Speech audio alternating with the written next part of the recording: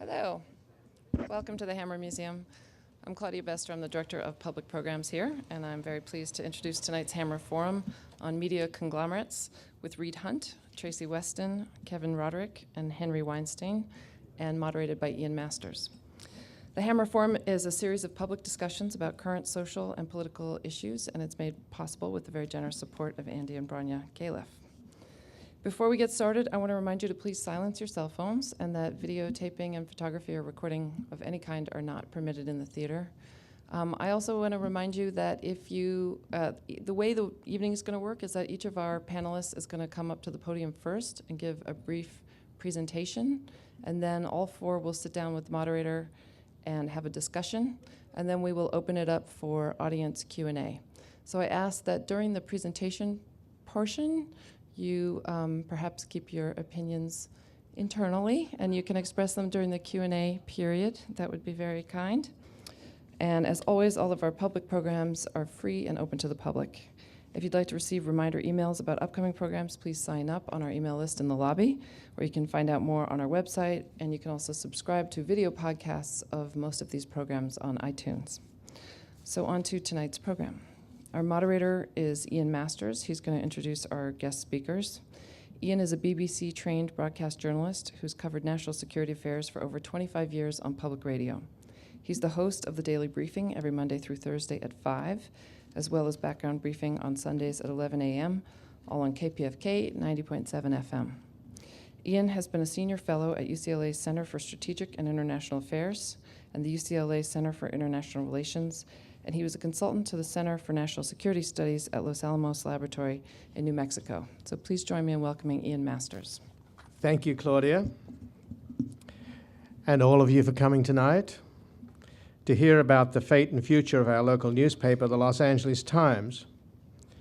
For those who are following events in Turkey, there is an object lesson in the value of a free press, since almost all of the Turkish media, with one exception, is not reporting on the protests rattling the country. And the same is true in Venezuela, where the only opposition TV network has just been taken over by the Chavistas, who now completely dominate the media landscape.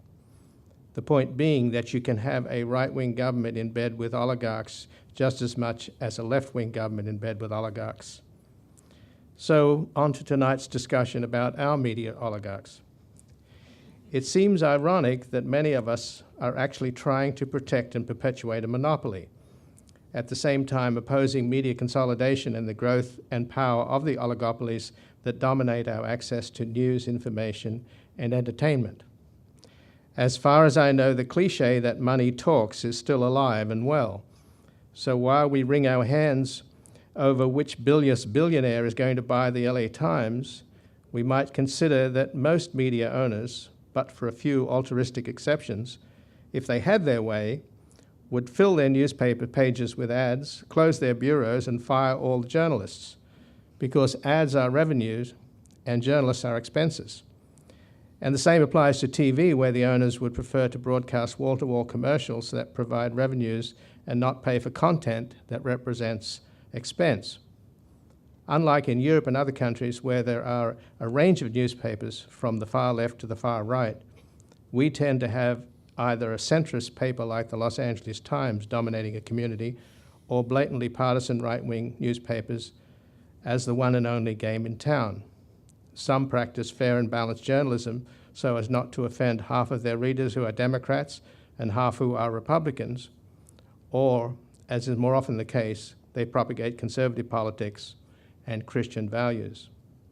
For every enlightened family-owned newspaper like the Bingham's Louisville Courier that was a blue paper in a red state until the family imploded, we also have a history of the Hearsts and McCormicks peddling reactionary politics, which continues to this day with the Daily Oklahoman that has turned a once blue state terminally red.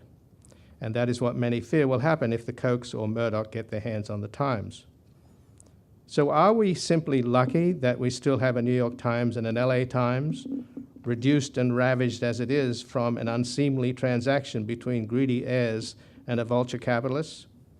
Or do the public own the airwaves, as we are constantly reminded, in the face of accumulating evidence that we don't? If you read Susan Crawford's new book, Captive Audience, The Telecom Industry and Monopoly Power in the New Gilded Age, it becomes clear the public is way behind the plutocrats. Crawford headed Obama's FCC transition team and was the favorite of many who wanted an Elizabeth Warren-style champion of the people to be the new chair of the FCC. She lost out to a lobbyist for the telecom industry. In her book, Crawford points out that the country that invented the internet, along with Al Gore, is slipping further and further behind in broadband access and speed, with American consumers paying more and more for less and less than the South Koreans, Japanese, and God help us, the French have. Furthermore, if the battle to preserve the electronic commons over what is known as net neutrality is lost to the telecom monopolies, we are likely to become even more passive consumers and less active citizens, bombarded with infotainment while starved of important news and real information. Increasingly, Americans do their own reality shopping online, and with conservatives getting their news from the Republican Party's Pravda, Fox News, and Democrats theirs from MSNBC, and Christians from Christian television, we are already losing a national consensus on what is real, with truth now a moving target to be managed, massaged, and manipulated. But who are we to whine and moan? It's time to get aboard the new media juggernaut and leave the dead tree business to join the buggy whip and the typewriter in a museum. We can all start our own websites. Let the Koch brothers buy the Times, not that we can stop them, and let's see the brand plummet overnight. Then, as former veteran LA Times journalist Joe Matthews recently opined, this would result in alternative newspapers popping up to create the diversity that the current monopoly prevents. Once the Kochs have the Tribune, the Baltimore Sun, Hoy, and the Los Angeles Times spewing forth libertarian fantasies of a government-free new American utopian, Matthews challenges Jerry Brown to man up and fill the shoes of Governor Hiram Johnson, who battled the venal oligarch Harrison Gray Otis in an epic battle between populism and plutocracy. Hiram Johnson described the founder of the LA Times thus: "He sits there in senile dementia, with gangrened heart and rotting brain, grimacing at every reform, chattering impotently at all things that are decent, frothing, fuming, violently gibbering, going down to his grave in snarling infamy." So bring it on, David and Charles, or Rupert. Reed Hundt will speak first, and he will be making news. Then we'll hear from Tracy Weston. Then Henry Weinstein, who sued Sam Zell and won, will give us some history of how the Los Angeles Times got to the position it's in. Then Kevin Roderick, who has his ear to the ground on all things going on in LA, will fill us in on who is lining up to buy the Times. And after that, we'll all have a conversation before extensive Q&A with you, our audience. Reed Hundt is the CEO of the Coalition for Green Capital, a nonprofit corporation, as well as serving on the advisory board of the Clean Energy Finance and Investment Authority of Connecticut, the Yale School of Management, Peak Incorporated, and Mytonomy. He was chairman of the Federal Communications Commission, the FCC, from 1993 to 1997 during the Clinton administration when the 1996 Telecommunications Act was passed. Ladies and gentlemen, Reed Hundt. Good evening, everybody. I'm coming to you from the entertainment capital of the world, Washington, D.C. It's very nice to be with you. I do want to clarify one thing. When I was the FCC chair, it was not my high school classmate Al who invented the internet. It was I who invented the internet, and I warned him not to take the credit. So, I cannot imagine anything good that can come from the Koch family owning the Los Angeles Times. When I think of the ways that they use money and media to misinform, misdirect, and make miserable all of us, I conclude only in America. If this were Russia or China, they would have to keep their mouths shut unless Putin or the Politburo approved their propaganda. They take the free out of the right of free speech guaranteed by the First Amendment, and they keep on speaking through paid media and friendly echoers at the Heritage Foundation, the Cato Institute, and the Atlas Economic Research Foundation. Yes, that's Ayn Rand's name that they're echoing in that foundation. For example, foundations controlled by the Koch Industries spent in the period 2005 to 2008 when I was helping Al and many others in trying to pass climate change legislation. The Koch Industries Foundation spent 3 times as much as ExxonMobil on public advocacy denying the reality of climate change. I think that Fox News, as you can see it on cable and on broadcast television, has exceeded the Koch brothers, because it has been at it longer, in degrading, dumbing down, and distorting public discourse in the United States. There is a rule at the Federal Communications Commission that constrains a combination between a broadcast television station and a newspaper. It would constrain a combination between a Fox station in Los Angeles, for example, or Chicago, and the newspaper in that city.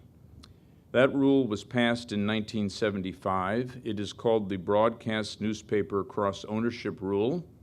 Like a lot of rules, like rules about the speed of vehicles or jaywalking, the name of the rule describes what is forbidden. Newspapers and television broadcasters are not supposed to own each other in the same town. It could be argued then that if Rupert Murdoch bought a newspaper in a city where any of his companies also owns a broadcast television station, the FCC rule would bar the transaction. At least because of the rule, any plan that Murdoch would launch to buy the LA Times would go to the FCC, and Mr. Murdoch himself has already said that he expects the FCC would deny him the right to make the acquisition.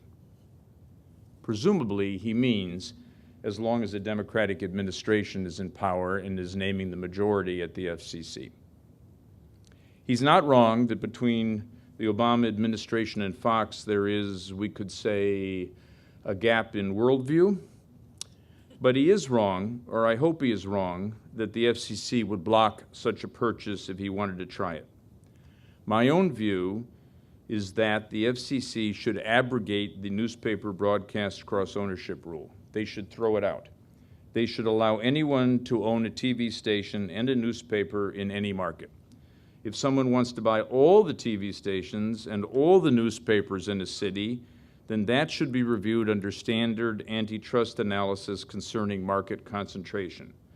But the FCC should declare that its current rule against broadcast TV combinations is defunct.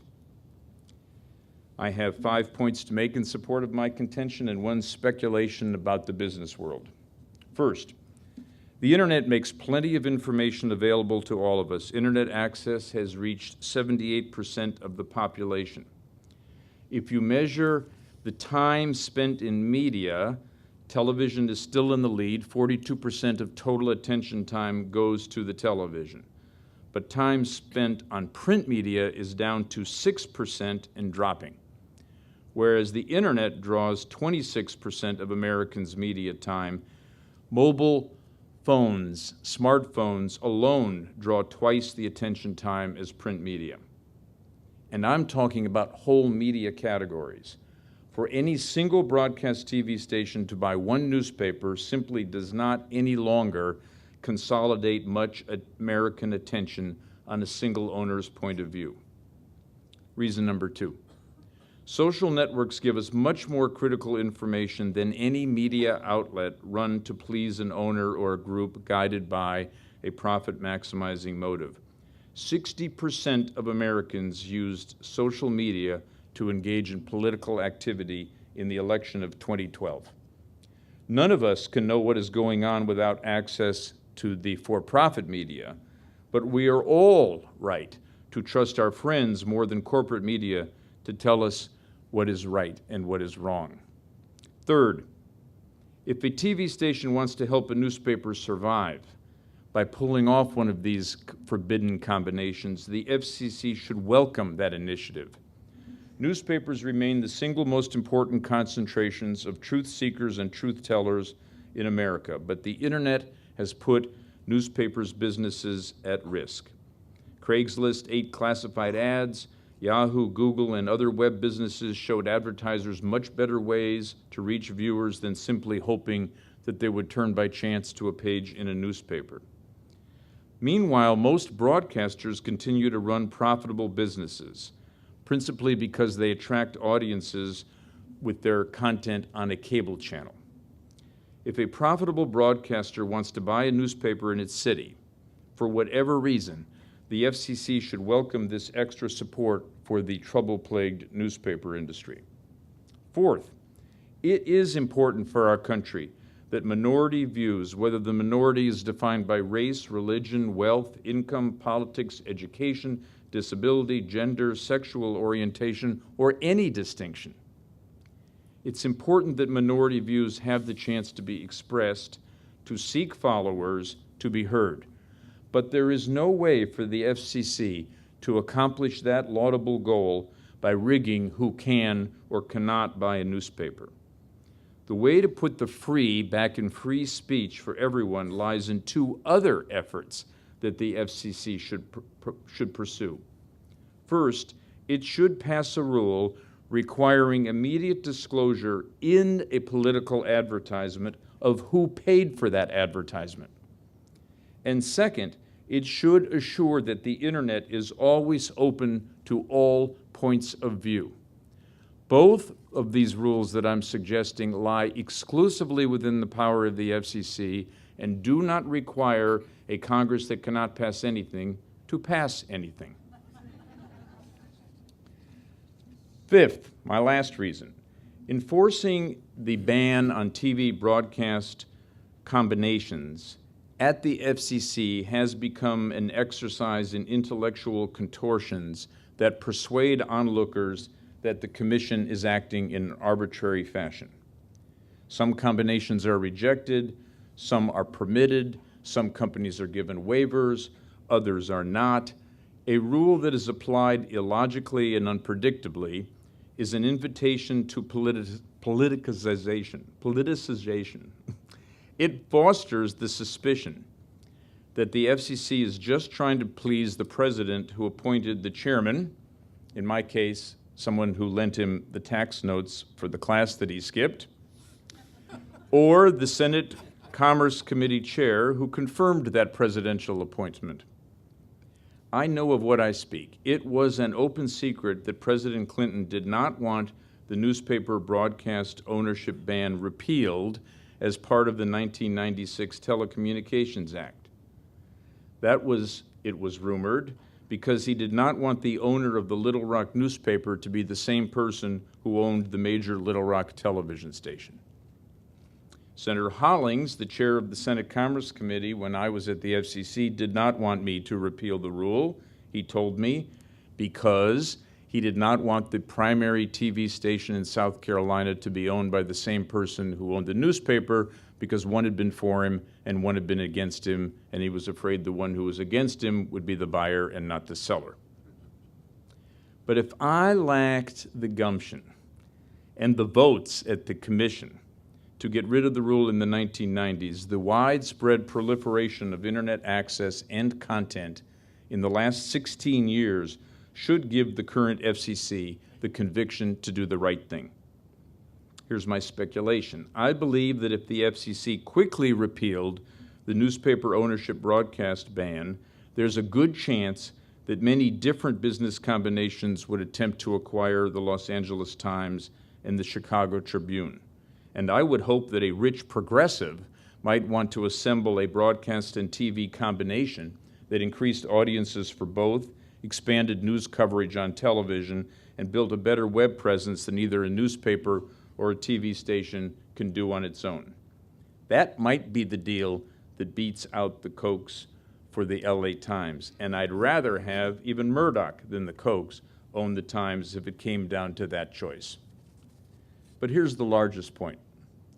The former FCC chair can have a preference about who owns a newspaper or a TV station, but whoever is the FCC chair should let the market decide that. One of the glories of the United States, one of the many things that make our system better than the system in China or Russia, is that we truly do believe in free speech. And when applied to media, That means we should honor the freedom to own the means of speech. In celebration of our commitment to freedom, the FCC should repeal its ban on newspaper broadcast combinations. Thank you very much. Thank you, Reed. Tracy Weston is an expert on communications law and governance policies. He is the author or editor of more than 75 books and numerous other articles on governance and media, and is founder, vice chair, and chief executive officer of the Center for Governmental Studies, a nonprofit think tank. He also taught communications law and policy for over 30 years at the USC Annenberg School of Communications and the UCLA Law School. Ladies and gentlemen, Tracy Weston. Thank you, Ian. I had a friend and colleague at USA Today who, on panels, used to introduce himself as saying, "I'm from USA Today, so I'll be brief." I'm going to try and follow his example. We also, I'm sure we'll have more to say about Reed's suggestion after the prepared remarks, so I'll defer my observations on that until then. But I want to just make a number of points relevant to our discussion. First of all, owners make a difference, in my view. Freedom of the press belongs to the man who owns one, as A.J. Liebling said, and that means the man who owns one, or woman, can publish anything they want or buy any media outlet they want. The National Rifle Association, the Communist Party, the Taliban, the Koch brothers, not making them equivalent, have the freedom to buy any media outlet they want and control it any way they want. But the choices do make a difference. I grew up in Santa Barbara at a time when the Santa Barbara News Press was far better than the LA Times. The Santa Barbara News Press won a Pulitzer, and the Santa Barbara News Press in the 50s had more foreign correspondents than the LA Times did. Then Otis Chandler took over in 1960, and in the ensuing 20 years made a very substantial difference to the LA Times and built it into one of the country's great newspapers. So owners do make a difference.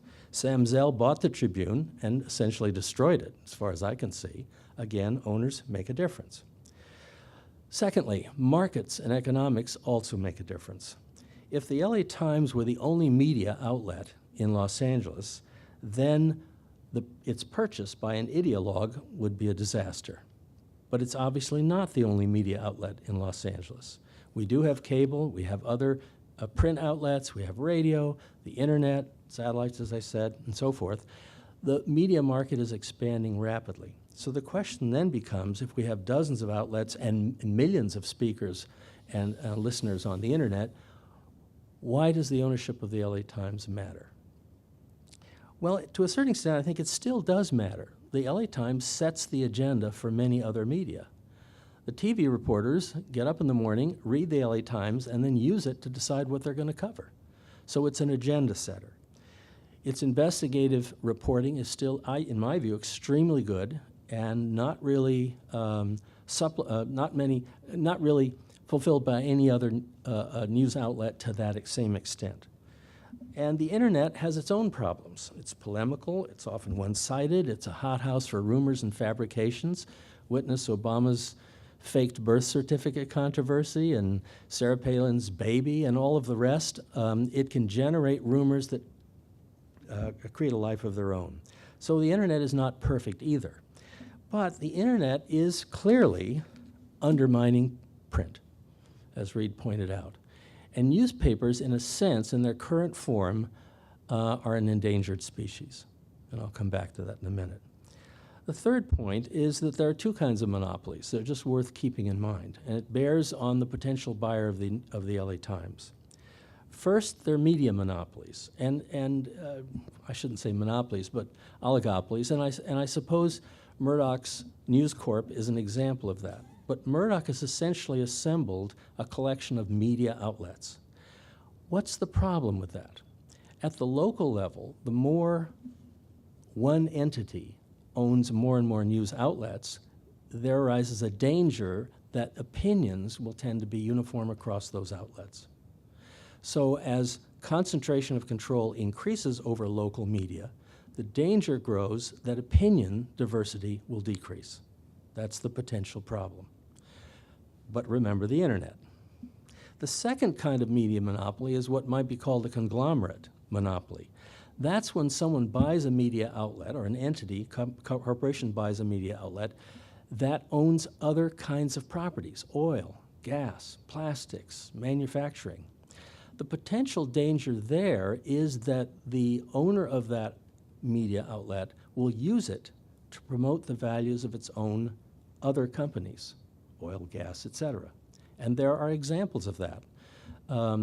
IT&T tried to buy ABC back in the late 60s, and the FCC approved the purchase, and the Justice Department went to court to block it. So it was one agency of government suing another, and amid rumors that IT&T was going to use ABC to promote its own corporate interests, IT&T backed off. And there are other examples of that potential influence. So there are two problems with monopoly. One is a diminution of diversity of views, and the other is the use of that media outlet to promote a private corporation's own personal views. Now, how does that relate to the LA Times? Well, there are two prominent potential buyers, Murdoch and the Koch brothers. Murdoch, in some ways, is almost being viewed as a savior of the LA Times against the Koch brothers. Why? Because Murdoch is, in my view, first and foremost, a businessman. He likes newspapers. He wants to build up newspapers. If he buys the LA Times, he's a smart enough businessman not to distort it to the point where he will lose customers. And if you look at what he's done with the Wall Street Journal, I mean, editorial views are still very conservative, but the news coverage is still reasonably balanced and objective and thorough. The Koch brothers, on the other hand, are a conglomerate. They own oil, gas, and other interests. They are very clear that their policy agenda is a libertarian one, which means anti-government and less regulation of what? Of oil, gas, etc. So the danger with the Koch brothers, in my view, is that they will use the LA Times to promote their corporate interests, whereas Murdoch probably won't. He doesn't have other corporate interests. He's primarily a media mogul.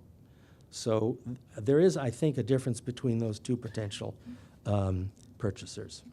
Now, let's assume the Koch brothers do propose to buy the LA Times. Are we helpless? Is there anything you and I can do, assuming we don't like that possibility? Well, there are a couple of possibilities, not great ones, but let me just mention them. First of all, protest. Now, there are two kinds of protests. One is protests aimed at the current money manager owners of the Tribune, which have taken it out of bankruptcy. Some of these companies own maybe up to 30% of their portfolio in pension funds and union funds. And the unions will be hurt by the Koch brothers taking over the LA Times because the Kochs are anti-union. Witness the governor's battle in Wisconsin a few years ago, in which the Koch brothers funded or supported the current governor against a recall and essentially attacked unions. So the current owners, the money market owners of the Tribune companies, which are coming out of bankruptcy, are in a dilemma. If they sell it to the Koch brothers, unions may pull all of their portfolios out of their business. If they don't sell it, they will be accused of violating fiduciary responsibility. So protests aimed at the current owners of the Tribune may have an impact. And the second possibility, I suppose, is petitions that will simply say, if the Koch brothers buy the LA Times, then I will drop my subscription. Whether that will make a difference to the Kochs is doubtful, because they're not buying it, they would not be buying it for commercial reasons. They would be buying it for ideological reasons, so they may not care. And they're each worth $31 billion, so the purchase price is not a big deal for them. Another point, in the long run, one other thing. The FCC will have to approve any potential acquisition by either Murdoch or the Koch brothers. And so there is a possibility of petitions and protests at the FCC. Given its recent history, I don't hold out much hope for that, but nonetheless, that might have an impact. Finally, in the long run, though, the solution may be, in fact, the internet. The press has been under attack, in a sense, for well over a century. It was under attack by radio, and it survived. It was under attack by television, and it survived. It did move to morning publications instead of evening publications and kind of gave up that space to television. But the press has survived a number of attacks over the years. I think the internet offers a number of opportunities for the press to evolve into a new form of organization, an online-based organization that will retain some of the good aspects of journalism and yet look very different. I think the new form of the press, the print media, but it won't be print, obviously, will be more as a curator of many different views coming from the community and as an assembler of special views from other sources. So, for example, the Times could become the nation's expert on entertainment. It's in the entertainment capital of the world. It might get its political coverage from the Washington Post, its international coverage from the New York Times or the Herald Tribune, and it may get much of its local coverage from people here in this audience or others who are interested, or some reporters or bloggers or others, and it may, in a sense, assemble and curate this content instead of being responsible for producing it all. And up to 60% of the LA Times costs are involved in printing and distribution. That will be gone. So its costs will come way down. So right now what we're seeing is a widespread experimentation with new models of what a newspaper can evolve into. And I believe that under pressure, these newspapers will figure out how to maintain their core functions, which is investigative journalism, local news, and other kinds of news. But the internet is definitely a disruptive force, and what we're seeing is a struggle on the part of newspapers to adapt to this new challenge. The jury's still out as to whether they will. I think they will. I hope they will. One last point, and that's not been mentioned and maybe is not often considered, and that is there's a very important transition in media that's happened in the last 20, 30, 40 years. It's a transition from access to free media to access only for paid media. We now pay enormous amounts of money to acquire media. There was a time when we watched broadcasting free, so to speak. We put up with commercials, we had to buy a TV set, but from then on it was free. Now people are paying over $200 a month for cable and more and for internet and for satellites and so forth and so on. What that means, my fear is, that the income gap that we're seeing in this country will have an impact on how citizens are informed and how they will be able to participate in their democracy. So if we reach a point where only the wealthy or the reasonably well-off can afford media, and the poor or the lower income cannot simply afford to pay these costs, what impact will that have on our governance? What impact will that have on our society?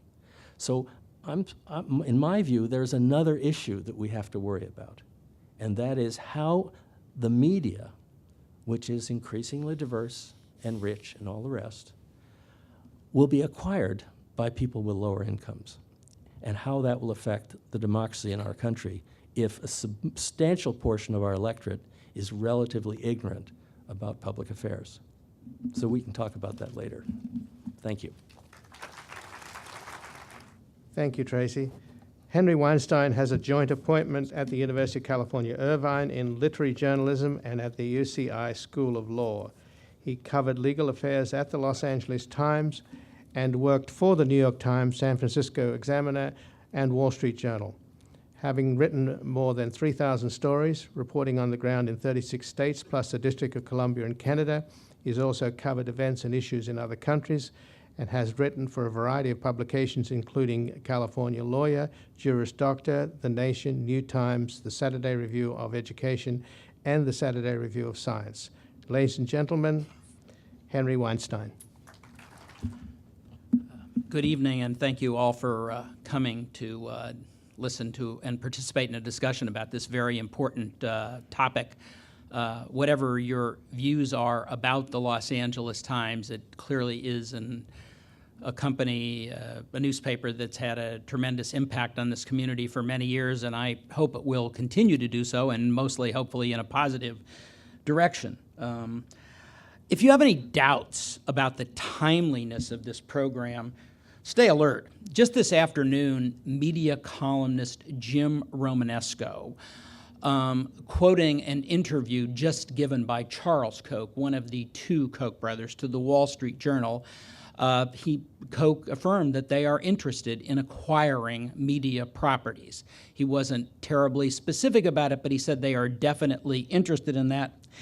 And although he couched his remarks in saying that they were looking for things that were profitable investments, not just something that could become an ideological vehicle for them, he also said something that I think was code word for an agenda. And here's the quote: "There is a need for a focus on real news, not news with an agenda or not news that is really editorializing." What Charles Koch considers real news, I suspect, is rather different than what I would consider real news, or probably a number of other people in this room, and I certainly don't think that it would include serious scrutiny of his enterprises.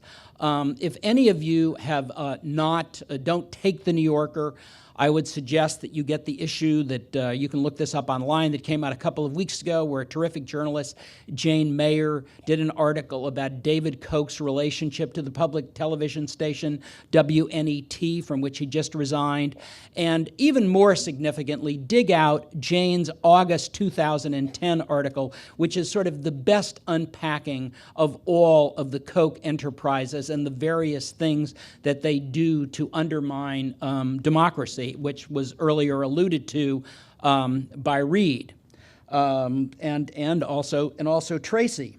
I think that the idea, even on a good day, that the Koch brothers would own the Los Angeles Times makes me cringe.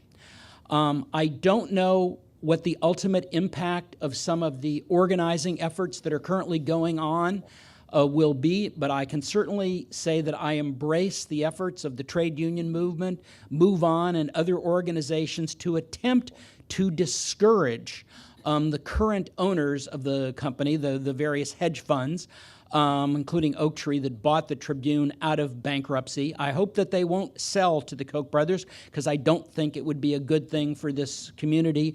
And I also think that if someone suggests that they have to sell to someone who is might be the highest bidder, that they have to automatically sell to them to fulfill their fiduciary responsibilities, I think is a narrow view of fiduciary responsibility. I think if if you're going to lose hundreds of millions of dollars in union pension funds, I think that is something that you ought to think about before making a transaction. And I have to say also, what a tragedy it is that we are in the position of sort of saying, oh my goodness, what would be better, Murdoch or the Koch brothers? I suspect there may be some in the audience who have watched the shrinkage of the Los Angeles Times over the past decade that think that it couldn't get any worse. I can tell you, as someone who worked there from 1978 to 2008, it definitely could get worse. And I am reminded of that great line from the 1960 Malvina Reynolds folk song, where she said, "Just when you think you've hit bottom, you find that there's a bottom below." I hope we're not headed there, but it is definitely possible. I'd like to provide a bit of context to put this particular situation in a broader sphere. As I suspect that most of you know, newspapers around the country have been shrinking or even disappearing. They reached their peak circulation in this country in 1985 at 63 million readers. By 2011, that figure had plummeted to 44 million. In addition to that, during the Second World War, there were 1,878 daily newspapers in this country. By 2010, that number had shrunk to 1,382. That's 500 less newspapers. In addition, as recently as 1995, 54,000 people were employed full-time at newspapers around the country. That figure has shrunk by 2010 by almost 15,000 to 41,000. And let's look at the local picture. In 1990, the LA Times, had its highest circulation ever, 1.2 million daily and 1.5 million on Sunday. By last year, the daily circulation was half of what it had once been, into about $640,000. In turn, and I suppose not surprisingly, the size of the staff is now half of what it was less than a decade ago. And let me tell you something. When somebody says to you, you can do more with less, well, sometimes you can, but with journalism, I want to tell you, less is definitely less. It is definitely less. Journalism depends on boots on the ground. It depends on people being in foreign countries to investigate, to report on wars. That is very costly. And it also means that if you have fewer people reporting and they have to turn out a lot of copy, that means there is less time to do investigative reporting.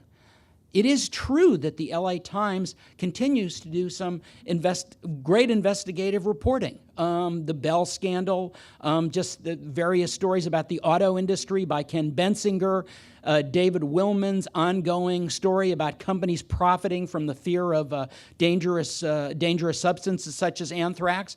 No question about that, but there is definitely less. It is a smaller product. And one of the problems with newspaper executives is that some of them simply don't understand what it takes to put out a good newspaper. I will never forget being at a meeting with some Tribune executives in 2006, where they were urging us to do more local coverage and to scrap foreign coverage. Now, as somebody that had been did primarily local news. I mean, I'm not opposed to local news. I think that's the core of a good newspaper serving its community. But it was really bizarre what the guy then said. He said, well, the reason we can get rid of foreign news is because people can get it any place. And we said, well, where do you think they'll get it? And he said, well, from Yahoo and Google.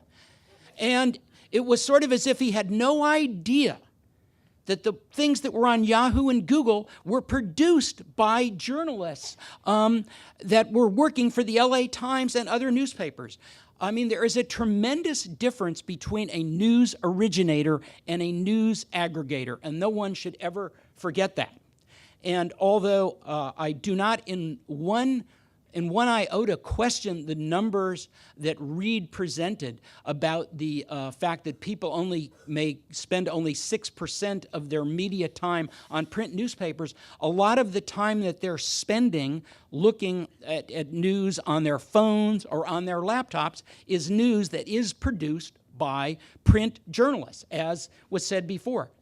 Print journalists still set a lot of the agenda, and if there are fewer of them, then you're going to learn a lot less of what is going on in your community and around the world.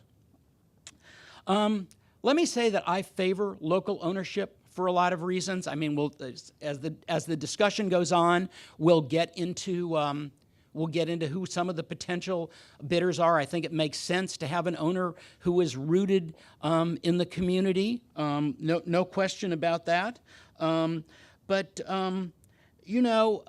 Local ownership, it is not necessarily a panacea. Tracy made a reference earlier to the Santa Barbara News Press, which was once a great newspaper. Tom Stork got a Pulitzer there for writing about the John Birch Society in the early 1960s. The Santa Barbara News Press now is a disaster. And there are plenty of other, as somebody who traveled around the country reporting, I can't tell you, regrettably, the number of cities that I did stories from where USA Today was vastly better than the local newspaper. And I can tell you that the papers that the Los Angeles Times or the Times Mirror Company bought in its heyday, the Los Angeles Times improved those newspapers. It improved the newspaper in Dallas. It improved the newspaper in a lot of other places. So although in theory I'm not a huge fan of consolidation, I don't think we should say that consolidation is the major boogeyman in any way confronting newspapers today. Newspapers are in the middle of an epical change because of the dramatic amount of revenue that they have lost from advertising migrating to the internet. And although lots of very good minds have been working on this problem in recent years, no one has yet come up with a good business model that looks like it's going to sustain newspapers as they increasingly try to concentrate their energies on the internet. I mean, newspapers, as you know, in some cities like in New Orleans, Detroit, they're now down to 3 or 4 days a week, and that is not necessarily proving a panacea. I wish that I had a good formula. One thing I can tell you that I think that would be very helpful is that there's this phrase in the business about news you can use. And in fact, I don't think that there's nearly enough of it. I think that if I was running the LA Times, and I can assure you this is a highly unlikely prospect, but if I was running the LA Times, I would devote considerably more attention to consumer muckraking for 2 significant reasons. One, people in the community need consumer muckraking. There's probably not a person in this room who hasn't had to sign a mandatory arbitration agreement just to get your teeth cleaned, no less, to buy a cell phone. And because of the fact that all of these massive telecom companies that were referred to, there is no, your cell phone bills are sort of metastasizing, and you have no choice but to sign one of these horrible agreements. And there's just not nearly enough reporting done about things that affect people in their daily lives. So I think there's a journalistic reason to do that. And there is also, I think there's also a marketing reason to do it. I think if you show people that you really care about them and their daily problems, that will sustain your readership, and I think it will also bring readers back. You do not need to tell readers about the everyday comings and goings of the Kardashian sisters and their friends to hold a younger audience. I think that that's an illusion. I don't think that people have thought through why good journalism makes good business sense. With one caveat that I should tell you, and this is something else that executives don't seem to understand. You can't monetize a particular story. That's not the way newspapers work. In 2004, the Los Angeles Times did a very important series for this community about the problems at Martin Luther King Hospital. It led to significant reforms. The paper won a Pulitzer Prize. I can assure you it did not increase sales of the newspaper. In fact, I could cite you dozens of fantastic exposés that have been done in the newspaper that served a really good public purpose, but they did not necessarily drive up sales on a daily basis. If you look at the statistics of what drives sales, it's like the outbreak of a war or something. They are basically one-day events, particularly in a newspaper that does not have a lot of street sales like a New York tabloid. The way newspapers build an audience and build an advertising base, whether in print or on the internet, is to deliver a high-quality product on a long-term basis so that people will believe in the product, and that will make people want to advertise in it. And if you don't believe me, I mean, there are lots of studies of this, not the least of which is one showing that if you want to buy an ad on CNN, it costs more money than it does on Fox, because CNN is seen as a more reliable vehicle than Fox, whatever you happen to think of CNN. So I would also just like to say, although I agree with Tracy that it is a great deal of concern about how people are going to get information and the growing class divide in this country, I have reluctantly come to the conclusion myself that I believe now in paywalls at newspapers for people going on the internet. And the reason I think that is that this is a capitalist society. And capitalism is rooted very deeply in this country. The one thing that you mostly will never see in an American newspaper is a frontal challenge to the way capitalism operates. And in this country, people value things more that they pay for than things that they don't pay for. And that's the reason why, just in my own case, I donate to 4 public radio stations and public television all the time. And the reason I do that is that I believe in those institutions, I believe in their growth, and I also know that if they do not have an economic base, that they will wither away. And if you think about the potential loss, just for example, of National Public Radio, Pacifica Radio, the jazz station here, all of those things need money. So I would say support your public entities, but also get a subscription to the LA Times, because if you abandon the LA Times, it's going to get worse. Thank you. Thank you, Henry. Kevin Roderick is the founder, publisher, and editor of LA Observed. A journalist and radio commentator and the author of 2 books about Los Angeles, Kevin created LA Observed in 2003, and in 2009, the Society of Professional Journalists in Los Angeles gave him its first Distinguished Work in New Media award. Kevin worked at the Los Angeles Times for 25 years as a reporter and as a Metro editor, where he supervised coverage of the state and the environment, and shared in 2 Pulitzer Prizes for coverage of the 1992 LA riots and the 1994 Northridge earthquake. Kevin is currently a contributing writer at Los Angeles Magazine, and his stories have appeared in Smithsonian, the Los Angeles Times Magazine, the Los Angeles Times Book Review, the Jewish Journal of Greater Los Angeles, and LA Architect. Ladies and gentlemen, Kevin Roderick. Thank you, Ian. Thanks, everybody, for coming. My role here is just to kind of set the scene for the upcoming conversation, step back a little bit from everybody's very passionate remarks up to now. It's been great. I will say I think Henry was a little charitable toward the Tribune executive who didn't really understand where foreign news came from, because if it's the guy I'm thinking of,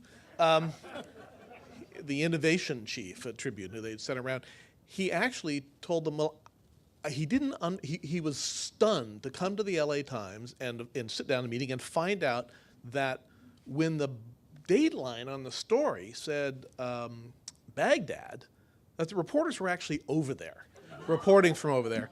And so, and this is ironic considering they've had a reporter die in Baghdad, and they had others injured in an explosion.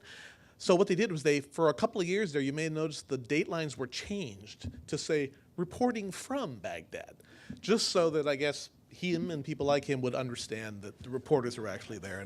And after that, he got it. And he's gone now, and I think the datelines have actually gone back. They don't have to say reporting from Baghdad. They just say Baghdad. So yeah, I used to be a print guy, and I guess in many ways I still think of myself as a print guy. I did a couple of thousand stories for the LA Times and probably edited another couple of thousand more. And like Henry, I subscribe to the LA Times, and I'm sure I would subscribe to any newspaper in any city where I lived just because. It would seem completely alien for me not to do it. I have a daughter who's 23, and in the morning she goes out and gets the paper, and she sits down with the paper at the table first. And I think that's an interesting counter trend. But I will say that now I'm an online person, and I've written 18,000 blog posts at LA Observed, and I've probably sent 3,000 or 4,000 tweets on Twitter, and I think of those, all of them, equally important in terms of the big picture of media, and especially here in Los Angeles. While the LA Times still retains a lot of its role as the agenda setter, it's less than at any time that I can remember, because there are now other options. There are lots of others generating local news, especially here in LA. And the LA Times itself, I have completely lost count of the number of blog posts that I've written and others have written that then became stories in the LA Times. People sometimes think that the flow is all the other way, that the print reporters go out and find stories and write them up, and then the TV stations take them, and the radio stations take them, and the blogs take them, and many times it goes the other way, and a lot of tweets on Twitter that start other places then show up in the LA Times, and that's the way it should be, because there's nothing special about where something originates or who originates it, as long as it's right and as long as it contributes. So I did just want to kind of get that out there. So let me tell you a little bit about what I know about where things stand now.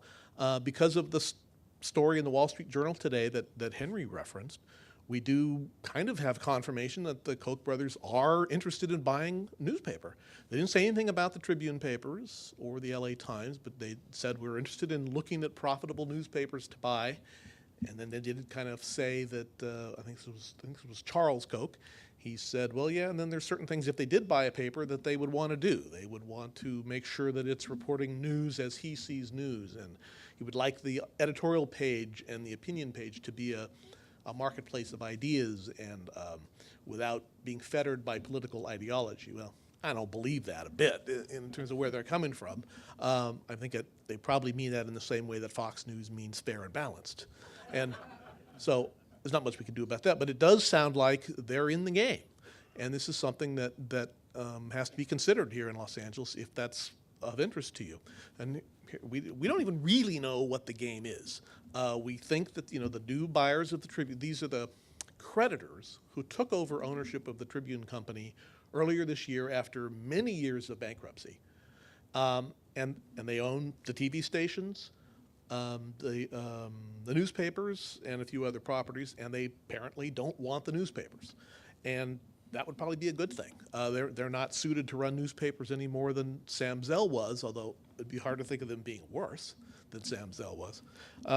So it looks like these creditors want to auction off their newspapers, and they may do them as a group, and they may do them singly, one by one, the Los Angeles Times, the Chicago Tribune, the Baltimore Sun, and others. But we just don't know. It's actually kind of mostly speculation at this point, although there are sources at the paper say that they believe that right around now, I think this week, the books have been opened up to prospective buyers. And so that presumably if the Koch brothers are interested, they would be coming down and examining what they would be buying. And I can tell you that within the building at the LA Times, there is a lot of tension just about this whole process. I mean, they've been waiting for the last several years for the bankruptcy to conclude and for something to happen that would just, give some certainty to their future. People there are pretty on edge, and they have been for a long time, and they would like to see some conclusion.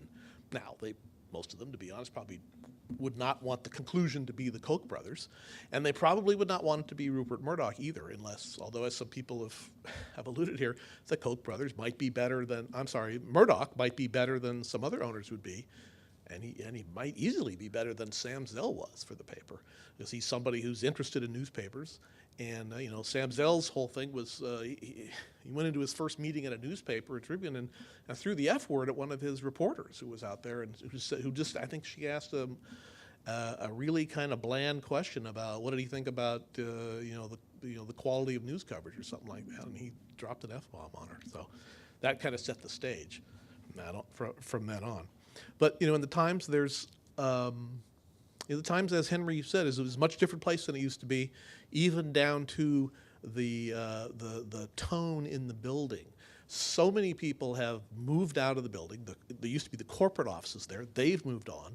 So now if you work at the LA Times and you're a reporter or an editor, you have to wear a security badge and buzz into the newsroom because not all, but a lot of the vacant space in the building has been rented out to outside lessors. I think one of them is a telephone boiler room operation. And there's people wandering around the building who didn't used to be there. And so they have to kind of lock down the journalists in their little cage of the newsroom and keep them in there and make sure that nobody else comes wandering through, because that could get kind of dicey.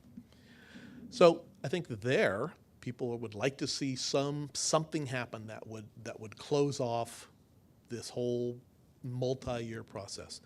And so it sounds like there's the Koch brothers. It sounds like Rupert Murdoch is probably interested. The most interesting potential buyer, I think, and the one we haven't talked about yet, is a local combine of let's just say, of rich guys in Los Angeles who have been saying for years that they think that the Los Angeles Times should have local ownership.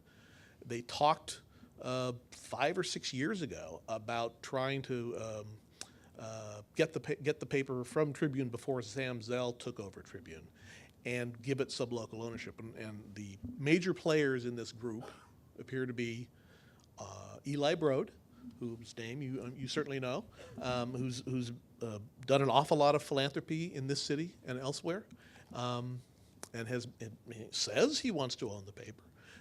We don't know that for sure.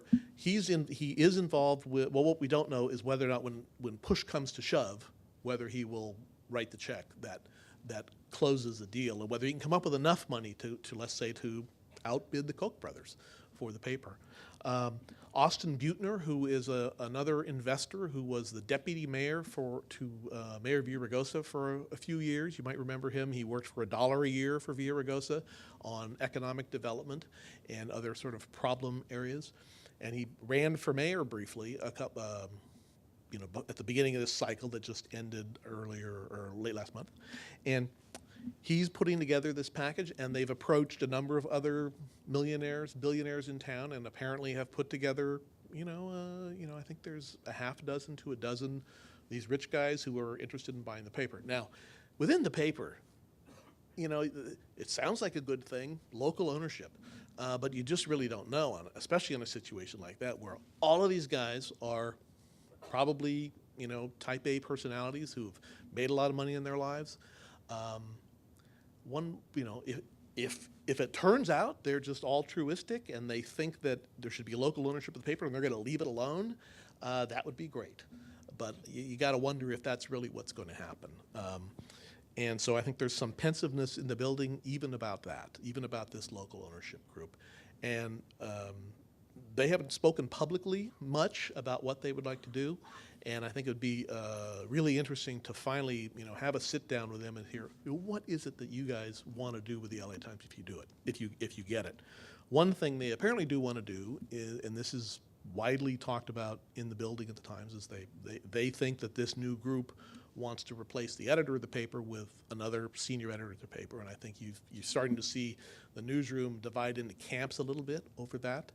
And that's something we maybe can talk about a little bit more during the conversation. A few other names have been mentioned, although it sounds like most of them are falling by the wayside. One of them is Aaron Kushner, and you may know him.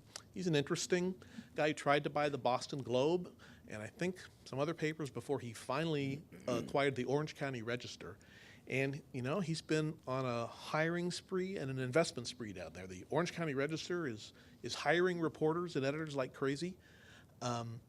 It's got a lot of enthusiasm, both internally and out in the community, about what's happening at the paper. And he says he can make it work with a print product and a paywall on the internet. And there's, it's still just speculation that he might want the LA Times, and I kind of tend to dismiss him as a possibility, but he's somebody that's being talked about. So we can talk about him during the conversation as well. One final thing. About this idea that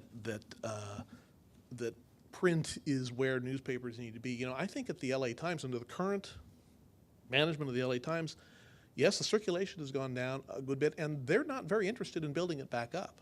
The circulation has dropped under 500,000 daily, and they say that's not our future. Their future is on the web. And right now, they can't go fully to the web because the revenue is coming in from the print subscribers and the advertisers that they have left. But they view their long-term potential, long-term future is really going to be driven by what's on the web. So I'll just throw that out there, and if these are things you all want to talk about, we can. Thanks. So let me start with Reed, because obviously a lot of people in the audience are thinking that if you get rid of cross-ownership, you're just removing an impediment for the Rupert Murdochs of this world. So explain, if you can, for us that didn't get it, what exactly it is that you're suggesting here in terms of why it would lead to diversity and why it would be a good thing, because on the surface it seems counterintuitive. So the rule was written in 1975 with the following construct in mind. In every city there was one newspaper and 3 major TV stations. There was no Fox in 1975. And so the notion was, well, we don't want NBC and the LA Times to be owned by the same person, because that's already like half of all the important sources of information. So that rule was championed by progressives at that time, and it was passed by appointees from the Nixon-Ford administration, who probably were happy to pass it because it was also a good way to limit the New York Times and the Washington Post's power while doing the progressive thing. What does that have to do with today? And so, as I said, and I won't repeat the whole thing, it's really, really, really important, I think, to ask government agencies to solve current problems and not to hold on to their own power based on rules that are out of date, and to use that power in ways that are purely personal, purely personal. So if you said to the FCC today, well, you know, we have this deal where Murdoch wants to buy all of these papers, and he's got Fox stations in every one of these towns. What I believe is there is no market analysis that would say that there's a problem. The only analysis is, do we like Rupert Murdoch or do we not like Rupert Murdoch? And my view is you should not empower an FCC chair, much less a president, to make a decision on that basis. You know, having said all of that, I would say this. Everybody should say to the FCC, use your rulemaking power to keep the internet open, and since you do have statutory power to force broadcasters to disclose in political advertising who paid, then pass a rule that says that. And be mad at the FCC if it doesn't do those things. But don't let it pick who should buy this, that, or the other in the media. You won't like it if you're a Republican and a Democrat is doing it, and you won't like it if the obverse is the situation. So you're saying that the other two are the real priorities, net neutrality That's and what the I'm saying. ability that the FCC has to actually force disclosure of who pays for these political ads, which are the basis of our democracy, right? Exactly. Okay. Did anybody want to weigh in? I think Tracy did. I have a comment. I think Reed is one of the most brilliant media analysts in the country, so I challenge you with great hesitation. Nonetheless, as I recall, as I understood your position, it was that the FCC should not repeal its prohibition on cross-ownership and treat any proposed merger on antitrust grounds. I can kind of go along with the first, but not the second. In other words, the question is, should antitrust law apply to the marketplace of ideas? One of your predecessors once called a television set simply equivalent to a toaster. In other words, it's an appliance. And we ought to regulate television the way we regulate toasters and competition in the marketplace of goods and services. The question in my mind is competition in the goods and competition in the marketplace of goods and services equivalent to competition in the marketplace of ideas? So you could have, for example, a market with 10 media local outlets, radio, television, newspapers, and so forth. And there could be very vigorous competition in terms of prices for advertising, innovative programming, and all the rest. But they could all be owned by right-wing or left-wing ideologues. So you would have competition in the marketplace of goods and services, but no competition in the marketplace of ideas from those outlets.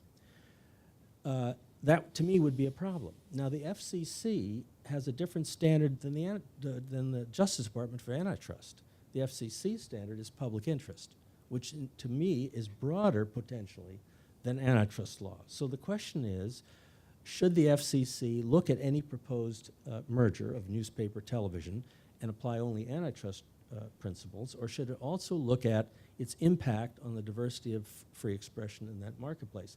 And I think that I'm not willing to give up on that yet, because I think that's potentially a problem, particularly as media is increasingly being acquired by very wealthy individuals or conglomerates or media monopolies.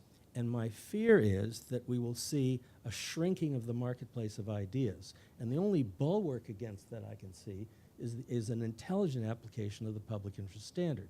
Now, you're completely right that a vague standard allows political manipulation.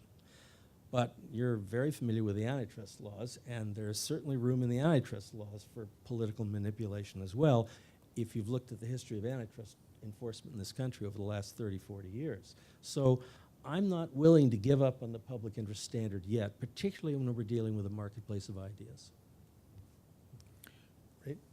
Well, I'm not, obviously been demonstrated not to be that brilliant just now.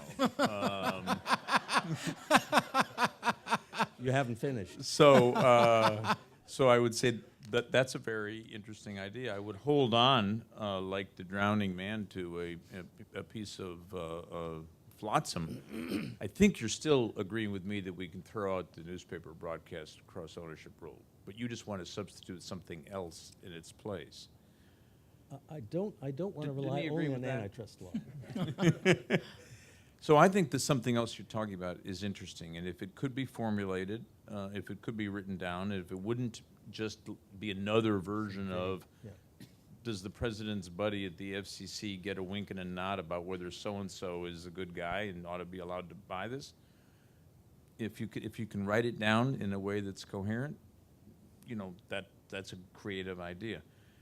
The current rule cannot be written down in a way that's coherent, can't be applied, and let's throw it out. That's what I would say. I would say one more thing about the internet. This is really a true story. The way that I learned about the internet was that in 1994, Gore and his staff asked me to come over to the White House and look at it for the very first time. And we all sat there, and Al said the following: this is going to completely change democracy, and it's going to completely change the way that consolidated media affects everyone's view of the world. And it's your job to make sure that that doesn't go wrong. You know, not just me, but a whole bunch of people for the last, it's almost 19 years later now, you know, have been saying that over and over and over. And there are constant threats to the potential of the internet to be the ultimate antidote to all of these things. I would just say to everybody here, that is a battle that has to continue to be fought. At present in America today, the internet service providers, the ways you get to the internet, the market share for those that are using wire, it's an 85% market share in one company wherever you are. If you're using the mobile devices, it's an 80% market share for the two companies that are giving you access to the internet. If you're using Google to search news, you're dealing with a company that has a 85% market share. These are real consolidation problems. They are not the problems of the shrinking newspaper and tiny broadcast industry. And it's a whole other topic, Ian. Well, but I think those are real serious problems. But for example, the city of Chattanooga has the fastest broadband in the whole country. It's a public utility. The Verizons and the AT&Ts are preemptively suing states and municipalities to prevent them from doing that. So we really don't have the kind of competition we need. That's the point I was making, that even the French have, 10 times the speed at a quarter of the price for the packages that their citizens get. I mean, we're really, I think that's what, you know, I wish we could wake up like, you got pensioners going into Canada to get drugs, and somehow we still don't figure out something wrong with our health system. We need to figure out that the rest of the world has it better than us, don't we? Well, so I don't want to take us too far afield, but I want to make sure everybody knows something on this topic that you might not get from the consolidated newspaper and broadcast industry, and that's this. The FCC does have a rule on the books that was passed about 2.5 years ago that is meant to keep the internet open to all points of view. And it's a rule against discrimination, which is called the Open Internet Rule, and sometimes it's called the Net Neutrality Rule. That is on appeal right now to the D.C. Circuit. That's the same Court of Appeals that President Obama has just named 3 judges to, because that Court of Appeals, in my personal experience as a lawyer who's tussled with them, that's the same Court of Appeals that believes that it runs the country from the right. This is one of those issues where it's hard to get it boiled down so that it is understandable even to lawyers that pay little attention or to non-lawyers, and lawyers do like to make it complicated so that you can be charged for having the explanation. But this is a real serious battle. The Republicans in the Senate will not want to confirm those judges. They will not want those judges there. They especially do not want them there this fall when the court is going to decide whether to throw out or keep the FCC rule. It's one of the major issues. The current composition of the D.C. Circuit, everybody believes that the current composition will throw out the rule and allow the consolidated internet service providers to determine, and they have this view, they believe that if a newspaper can decide whether or not to publish a letter to the editor, they can decide whether to send your email or not, because that's just like a letter. That's right. That's it. That's a little weird, right? That's like, hey, I thought this thing was all about all of us having the power, right? That's the issue. I and Susan Crawford, who you mentioned earlier, got a lawyer, and we filed a brief in the D.C. Circuit, and we were not alone. And we said, this is fundamental to any concept of expression in the 21st century.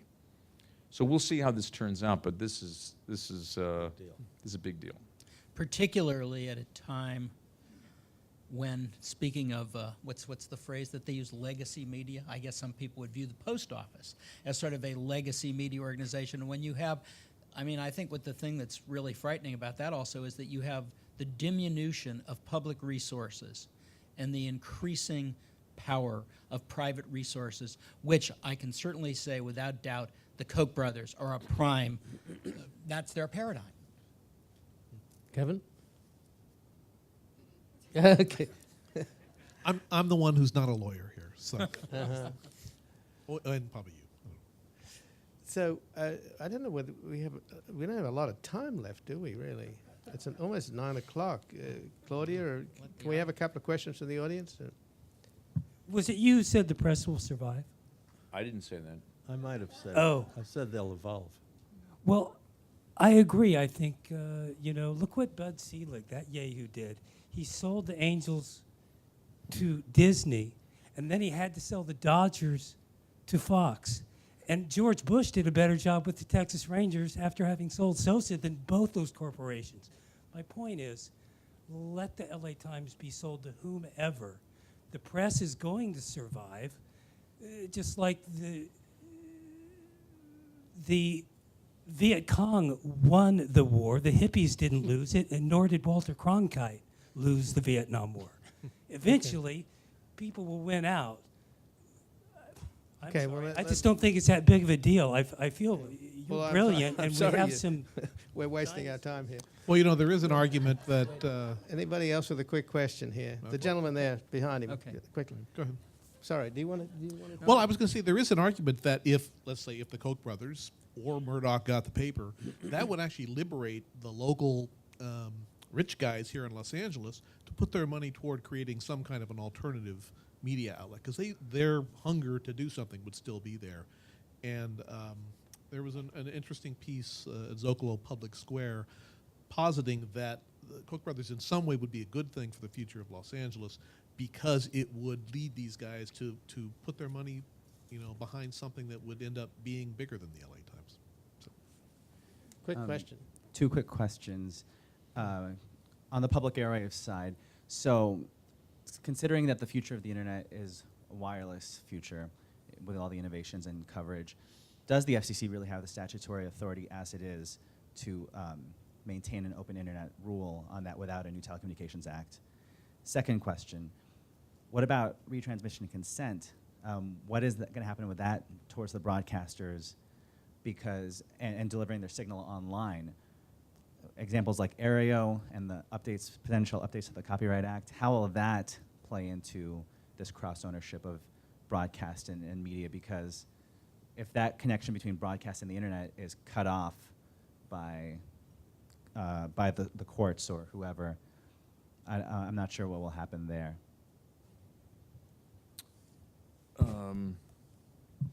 So the question you asked about jurisdiction is the same as the question that's going to be decided in the DC Circuit, meaning if the DC Circuit throws out the FCC rule, which assures openness of the internet, their way of doing it will be to say either or both of two things. One, anyone who controls access to the internet is just like a newspaper, and they have a First Amendment right to deny access to you. That's the first argument. And the second argument is, maybe it would be nice to have the internet be open, but the FCC doesn't have the legal power to make it so.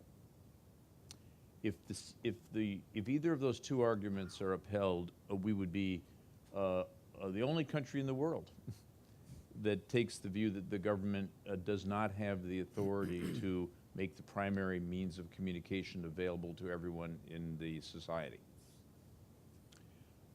That would be weird. As to your second question, what ultimately is going to happen to broadcasters? I only care a little bit. But to the degree I care, my answer is I don't really know. I would add Yes. to that on the jurisdiction question. There's a third possibility, I think, of the Court of Appeals saying you may have the jurisdiction, but you didn't exercise it properly. In other words, use Title I instead of Title II. That's right. In other words, you could go back, the FCC, have another rulemaking, and then try and reestablish network neutrality under a different portion of the Communications Act. You blew it technically, but you can rescue it. That's possible. Also, in terms of jurisdiction, the FCC's original jurisdiction is over broadcast, not wire. So if anything, they would probably have a stronger claim over wireless than or cellular than wired communication, although it's broad enough to cover both. I think this will have to be the last question here. Oh, thank you very much. Ironically, I think paywalls will actually give people without access to cable and paid media more access, because if those reliable institutions like the New York Times or the Post can get a reliable source of revenue, they'll be able to provide free content on the internet. Because I know when I was unemployed, I got my news from the public library on the web. And my question is, given that so much of the news is sourced by the Associated Press and seeming other reporters who do their versions of what the AP puts out, does it really make a difference if we have less reporters doing that? Well, I mean, with all due respect to the AP, which is a very important news organization and been in the news quite a bit recently because of the tapping of their telephones, I certainly don't think you would want to have a situation where the AP was sort of your sole source of, or a very limited source of news. I mean, the fact is that although a number of newspapers, particularly in smaller communities, print a great deal of what is written by the AP, I mean, which is sort of a cooperative organization. But I mean, there's lots of news that is broken by other publications that the AP, for whatever reason, doesn't do. They may not have the people who are, sourced on a particular topic. So I guess the one thing that, I just think that you don't want to diminish the number of journalists. I mean, as people, as thinking people, you want to have as many people out there investigating things as possible, whether they're people that start out as bloggers, as Kevin was saying, news originates in a variety of different ways. But I would hope that one thing we would agree on is that more journalists, just like more voting, is better for democracy rather than less.